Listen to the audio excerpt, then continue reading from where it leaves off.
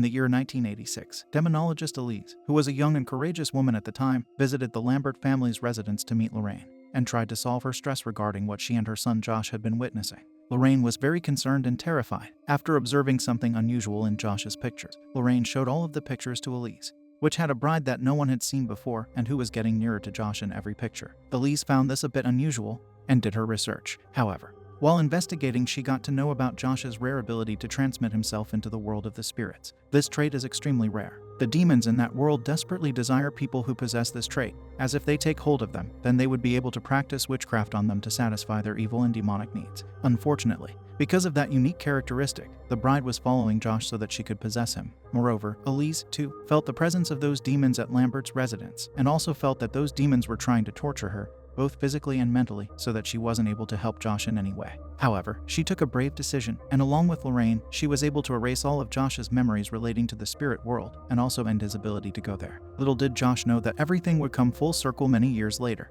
and he would face the demon that terrified him in his childhood. Back in the present, after rescuing his son Dalton from the demon that made his son's life a living hell, Josh's wife, Renee, is being interrogated by a police officer about the loss of Elise. She informs the police about all the paranormal activities that were taking place in her home. She tries to explain to the officer that her husband is innocent, and he couldn't have harmed Elise. Rather, a demon possessed Josh. She tries her best to save her husband from being prosecuted. The police give her a clear statement that Josh's fingerprints will be matched against the fingerprints found on Elise's neck. If they are matched, Josh will be convicted. This makes her feel a bit uncomfortable that she wasn't able to convince the authorities of what actually happened in her home. Josh, on the other hand, decides that he and his family should move from the current house they are living in to his mother's house. Knowing how many paranormal activities have happened, Josh wants a fresh start. However, the demon hasn't left Josh and his family. Renee starts to feel the presence of spirits in the new house as well, and she was right about what she was telling the authorities.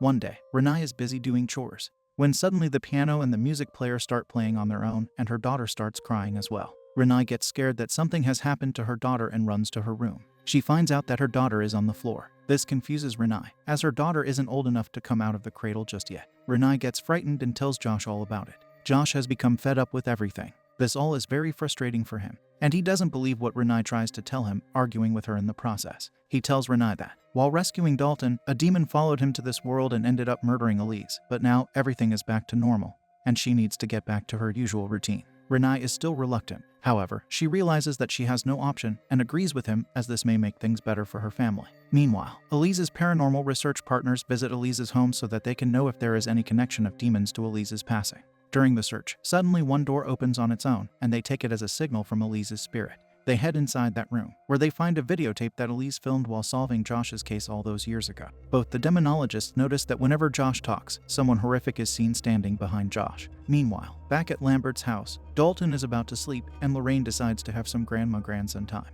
She shows her love for her beloved grandson, but this beautiful moment is turned into a horrific experience for her after listening to what Dalton has to say. He tells her that there is a white-dressed lady right behind her. She wakes up in fear and looks into the mirror. She panics, leaves the room, and describes this whole experience to Josh. But, as expected, Josh doesn't listen to her and goes away. The next morning, Renee talks to Dalton, and he doesn't shy in telling her that he is scared and he saw a nightmare last night. Renee asks him what he saw. He reveals his nightmare. And after listening to him, Renee gets extremely terrified, knowing it wasn't a nightmare, but a glimpse of what's about to come. Later that night, the horrific white-dressed lady arrives and shows up behind Renee. She gets even more scared when Dalton says that he saw Josh talking to someone, and the worrying part is that there was no one next to Josh. This makes Renee nervous, and she questions the events that are taking place. Suddenly, Renee gets a phone call from the police. Renee doesn't want to pick up the phone, as she knows that they have decided to arrest Josh for Elise's murder.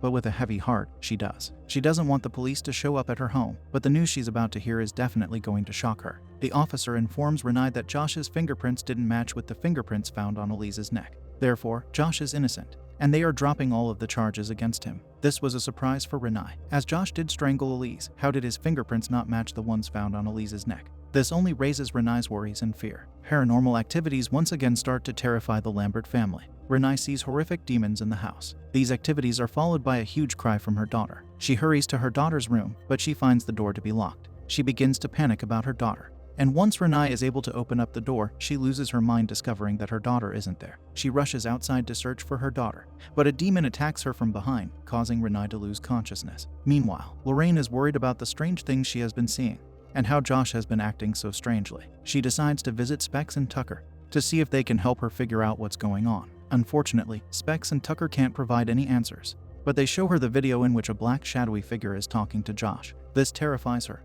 as she wanted to forget those bad memories. However, she does mention that Elise is being missed amidst this chaos. Elise's partners do know someone who can help, Carl, a person who can communicate with spirits from the past. Soon, Carl comes to Elise's house and apologizes for not reaching out earlier because he was scared of what he has witnessed in the past. Lorraine shares her story with him, and Carl decides to connect with Elise on the other side, the world of the spirits, by using the word dice. The dice allow Elise to answer their questions. Lorraine and the paranormal experts gather around a table as Carl starts asking questions. He rolls the dice and asks if Elise is present. The dice spells out, yes. Everyone begins to feel as if Elise is there in the room. Carl then asks Elise if she knows who might have murdered her. After rolling the dice, they read the answer, she did. Carl then asks Elise if she knows where the demon might be. He rolls the dice again, and she reveals the answer, hiding. They ask for more specific information about the hiding place, and the dice spell out, Our Lady of Angels. Lorraine takes an interest in this information.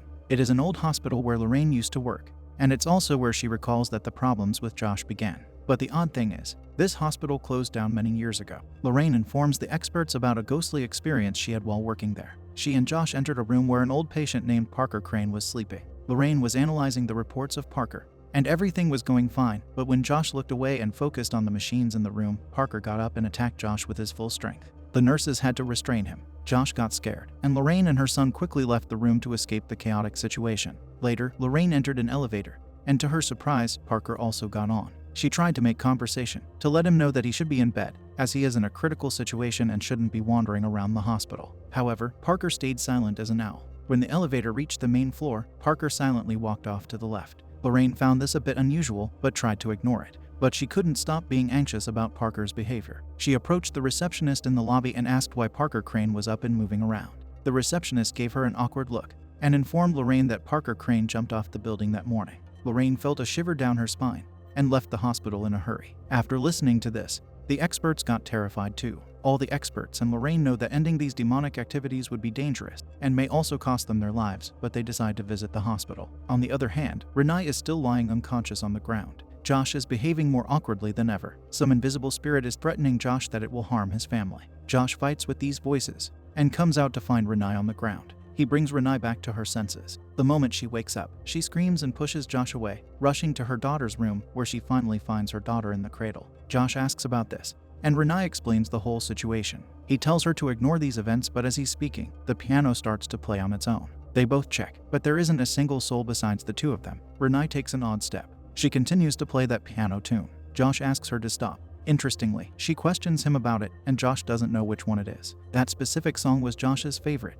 and Renai wrote it herself for Josh. His ability to not recognize it leads to Renai being more surprised. Later, in the middle of the night, Dalton wakes up after listening to some creepy noises and sees the ghost of a woman running away from his room. Dalton is trying to make sense of all this, but suddenly gets ambushed by several horrific demons. He gets scared and shouts for help. Renai arrives and relaxes him. Indeed, living in a house like this is taking a toll on the family day by day. On the other hand, Lorraine and the experts search for files about Parker Crane and find the location of his abandoned house. They decide to visit the house, as Parker's things may give them a clue of some sort. When they reach the house, Specs and Tucker go to Parker's room and encounter a little girl. She warns them to leave before her mother finds them and could potentially murder them. They both get scared and leave the room in a rush. Meanwhile, Carl goes downstairs and uses his dice to communicate. Suddenly, the crystal chandelier, which was slowly being unscrewed, crashes down, narrowly missing them and avoiding a potentially fatal accident. Carl feels something is wrong, and he suddenly realizes that the entity communicating with them through the dice isn't Elise, but Parker Crane's mother. She refers to herself as Mater Mortis.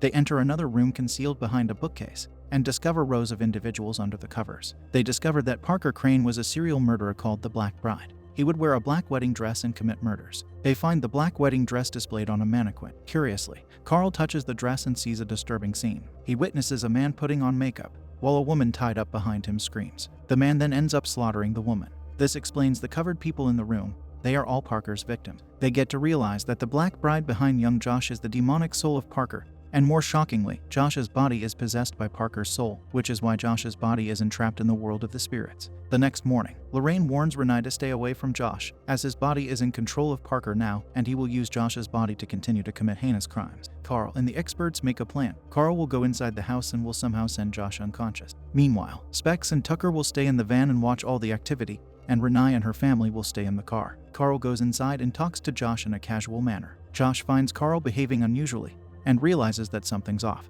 He sees Josh also hiding something and asks him about it. The dice roll, and it forms the word knife. Carl realizes his plan has gone wrong, and suddenly Josh shows the knife and attacks Carl. Specs and Tucker run to help, but Carl bleeds out while Specs gets knocked unconscious, and Josh injects Tucker with the midazolam injection, rendering him unconscious. Josh, through Carl's phone, sends a text message to Renai, assuring her that it's safe to come inside the house. They drive there, but upon arrival, Josh attacks them too. In the other realm, Carl finds Josh, and they realize they need to return Josh's spirit to his own body. They decide to find Elise for help. They go to Josh's old house, and they find Elise fending off demons in a courageous manner. She hasn't lost the spark that made her help countless individuals when she was alive and well. Elise informs Josh and Carl that they need to go back to the place where Parker and his mother lived to try to put an end to the situation once and for all. Elise shows them the young version of Josh, and Josh follows him. The young version of Josh sits in his old house, where he asks him about Parker's location. Young Josh tells him all about it. They reach Parker's home and they discover him lying on the bed,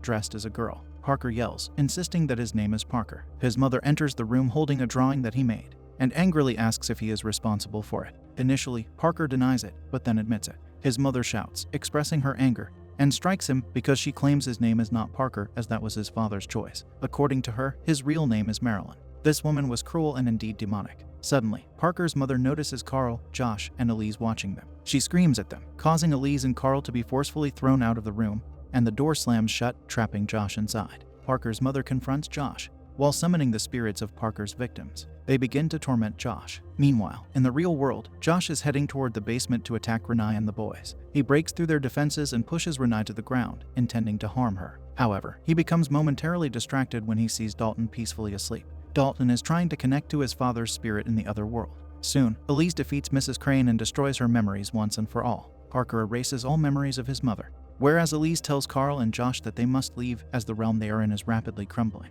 She mentions feeling Carl's heartbeat and confirms he is still alive. Josh and Carl rush out of the horrifying room, leaving Elise behind. They exit the realm and find themselves in darkness, where they encounter attacking spirits who are eager to escape this demonic world and enter the real world. They fight off the spirits and eventually locate Dalton, making their way back into the real world. In the present, they all wake up in their bodies, feeling normal again. All of them gather in Josh's living room, sitting in front of Carl. Josh informs Carl that he can hypnotize them, just like Elise did to young Josh back in 1986. This will help them forget how to astral project, stopping them from unintentionally visiting the other realm in their dreams and bringing spirits back with. Days pass, and the Lambert family is back to its normal routine. Elise's partners now visit possessed homes, and they hope to continue the legacy of Elise by helping others fight the demonic world.